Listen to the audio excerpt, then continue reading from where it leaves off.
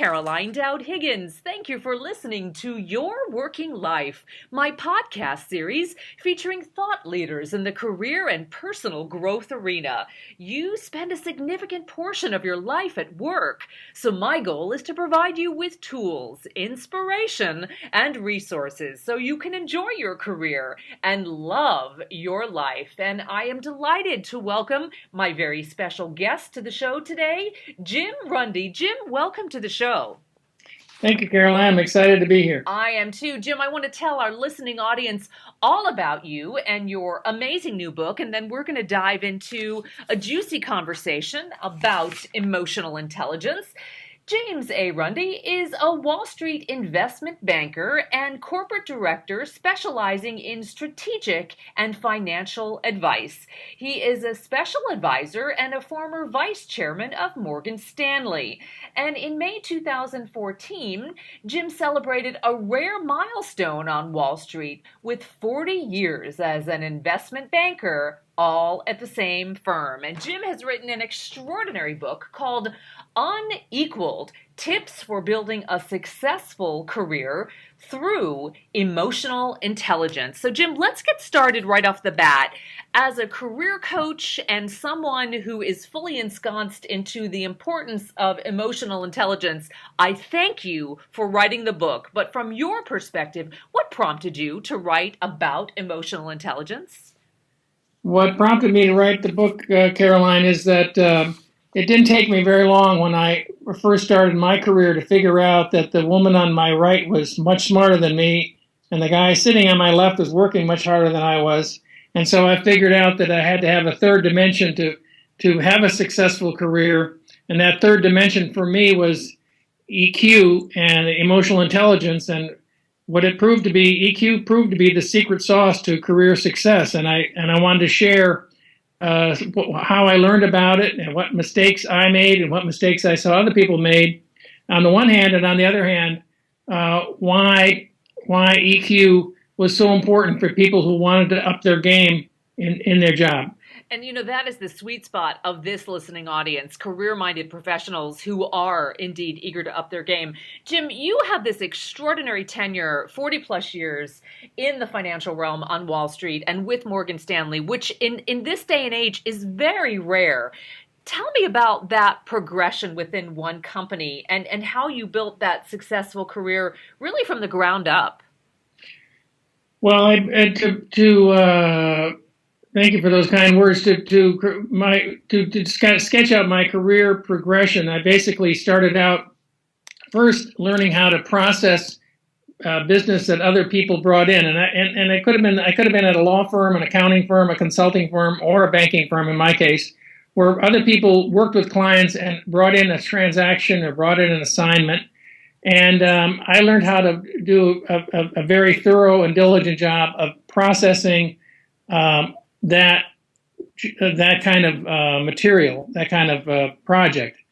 Then, as I showed my skills at that, I was allowed to work with clients myself in a completely different way. In other words, rather than processing other people's business, they gave me a chance to be in charge of certain clients by myself and see if I could bring in business by myself with other people's support, and then have younger people process those transactions for me. So that was the second level of dealing with clients and bringing in business. Then, as I showed I was good at that, then they let me run a worldwide practice. In my case, transportation. But those are the three phases of my career. And what I found, Caroline, is that three phase of processing other people's business, bringing in business, and then running a worldwide practice happens all the time in a law firm. It could be a litigation practice, a trust and estates practice, and mergers and acquisitions corporate practice, the same thing in accounting, same thing in consulting. And so my path and my steps were similar to what happens in other professional service firms. Anybody who's providing solutions goes through those three phases. Jim, I'm fascinated too about your awareness of emotional intelligence. I tend to think that you were probably employing these emotional intelligence skills and strengths and competencies from an early age, but as someone in the realm of career development, it's become a buzz phrase over the past decade, and it's the hot thing for us to talk about.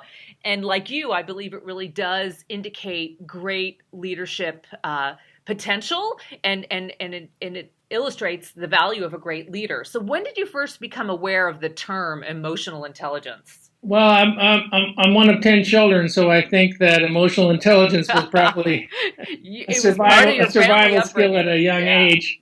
And then when I spent 5 years as a naval officer, and I worked with Admiral Rickover, helping him design and build nuclear submarines, and I worked with really motivated, smart people there, and I found that all of us were smarter than any of us. In other words, that to the extent I could network or build social capital, I was able to do my job better because I could tap into that network and help solve problems better than trying to do it all by myself. Yeah, yeah, I like that. And I think the team spirit with siblings certainly helped. That's a brilliant story. So help me understand why Unequalled is a different book, a different resource out there. And I've certainly read it. It is extraordinary, and I will be recommending it widely. But in your words, what's the audience that you think can benefit most from this book? And why is it a different resource? Let's talk about the reason it's a different resource is because I mentioned a minute ago I was an engineer, nuclear engineer, Yeah. and I was not a scientist. In other words, I did not deal in theory, I dealt in applied. So that you can find books, good books, written by psychologists or sociologists about the theory of emotional intelligence.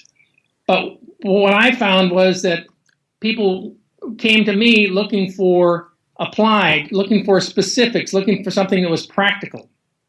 And so what happened was that I began to give presentations, I called them shows, to Morgan Stanley people and people outside of Morgan Stanley about 15 years ago. And they became so popular, I was doing about 50 shows a year. Wow. Which is about one a week. Yeah. So I was getting terrific feedback because my shows were practical. My shows were news you can use. Yeah. And so the publisher, Wiley, came to me and said they'd heard about my shows and said, we'd like you to turn your shows, your presentations, into a book that has practical tips.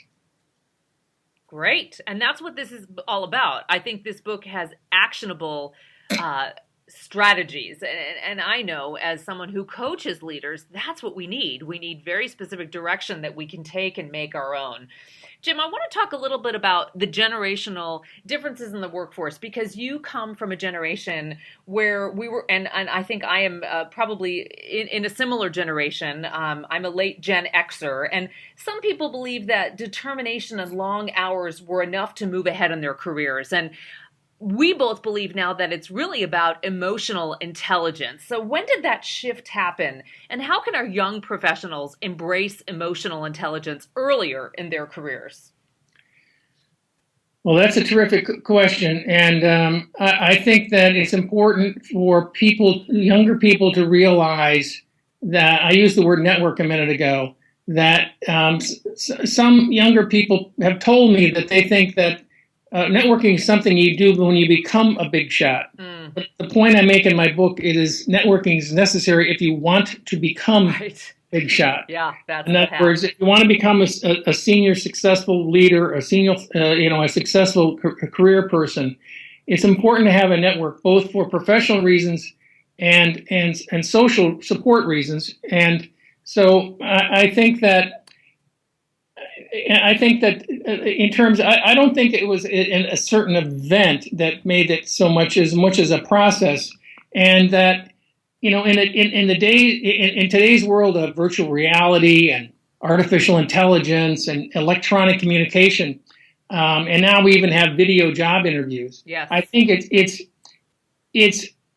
easy to lose sight of the importance of the personal touch. And so I think emotional intelligence is all about the personal touch, and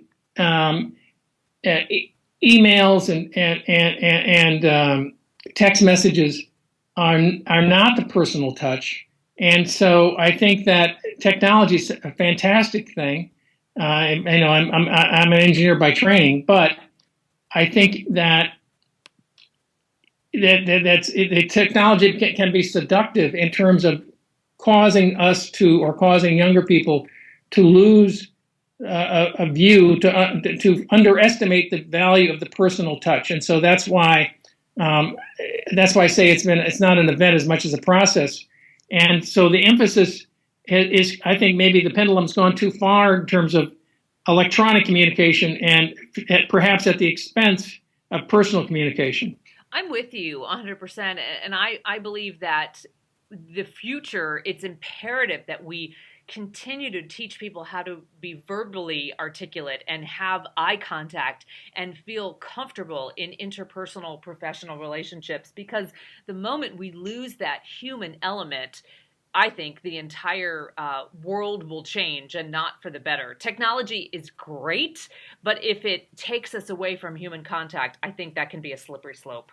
I agree, Caroline. And one of the points I make in the book is that people do business with people they like and people they trust. Yes, yes. And so I've seen many situations where I know that I was competing for a promotion or competing for a piece of business from a client where the other person was smarter or harder working than I was, but that the client liked me better or trusted me more.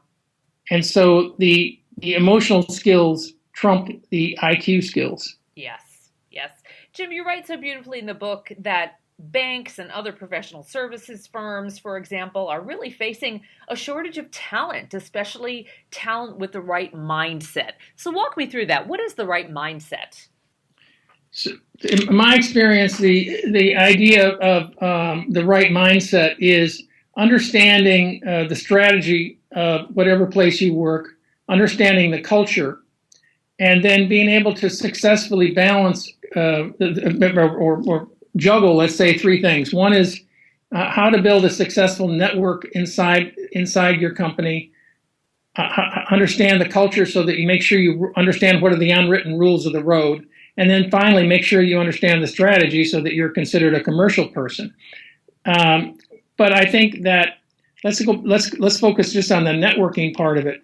The mindset there is that to the extent you have a network, and I have it in the book, I have a picture of a pyramid, and the network is the foundation, and then a subset or a smaller, as you go up the pyramid, you have role models. And at the very top of your pyramid, which is all based on network and role models, are your mentors and your sponsors. So your mindset has to be, how can I network?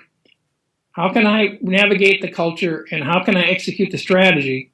And if you do all three of those things, you'll be a big contributor, a better contributor, and a happier employee.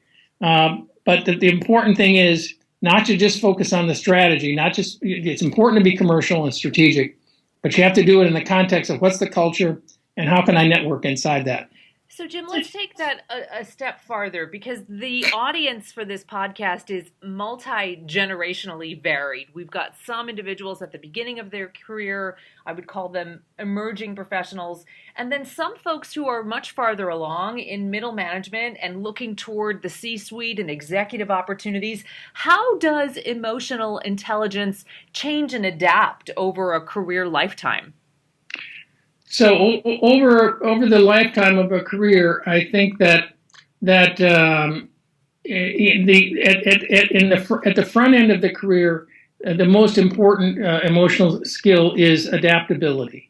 And the very first thing is to make the pivot, or to make the switch from success in the academic world to the business world. In the academic world, the teacher is there to help you. Yeah. There is an answer, and the teacher teaches you how to find the answer. When you have a boss, your job is to support the boss, and the boss is expecting you to come up with the answers or the analysis to help the boss do his job. It's a completely reverse dynamic. So that's the first form of adaptability. The second thing is you work on different kinds of projects. You work with different kinds of clients. You work with different kinds of bosses or leaders. That's all about adaptability. In other words, that when you're hired as a starting out person, a lot of it has to do with making this academic business switch, but then also being able to function with all these other cross currents that I just mentioned. So I think at the beginning, it's about adaptability. Soon after that, it becomes much more about collaboration. How, like in kindergarten, you work and play well with others. And I mentioned earlier that all of us are smarter than any one of us. And that, and particularly in today's complex, global, fast-paced world, nobody can be an expert on anything. So you want to have a big network, a big professional network, so you can get help solving problems. So I think the progression goes from adaptability to collaboration, and then when you're dealing with clients and customers, it's about empathy, doing good work, ethical, high-quality work with integrity, but at the same time realizing that clients and customers like to do business with people they trust and people they like. So that's why you have the string of adaptability, collaboration, empathy. Brilliant.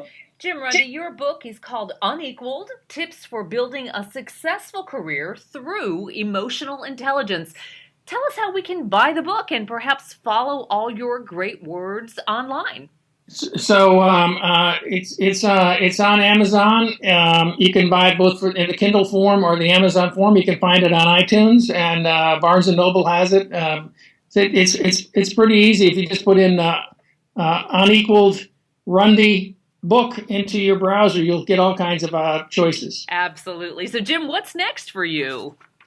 Well, this is so far. This is my first rodeo in the publishing business or the media business, and this is my first podcast. So I'm making the most of this opportunity. I'm been asked to do speeches. I'm doing a speech about the book and about this topic, similar to what you and I are talking about right now, Caroline, at the MIT, in Cambridge, Massachusetts, at their Graduate School of Business.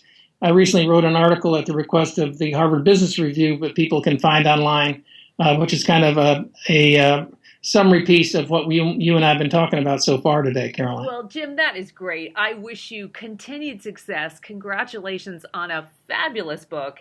And I know I will be recommending it widely. And I'm so grateful that you were willing to join me on the show and share your wisdom and expertise with millions of listeners around the world.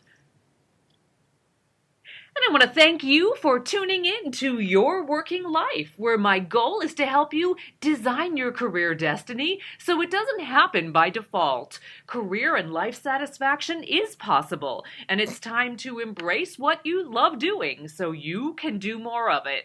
My show is now available on iTunes, YouTube, Podbean, and Stitcher. I hope you will subscribe so you get new shows every week. And leave a comment because I always appreciate hearing from my listeners. I'm Caroline Dowd-Higgins. Take good care.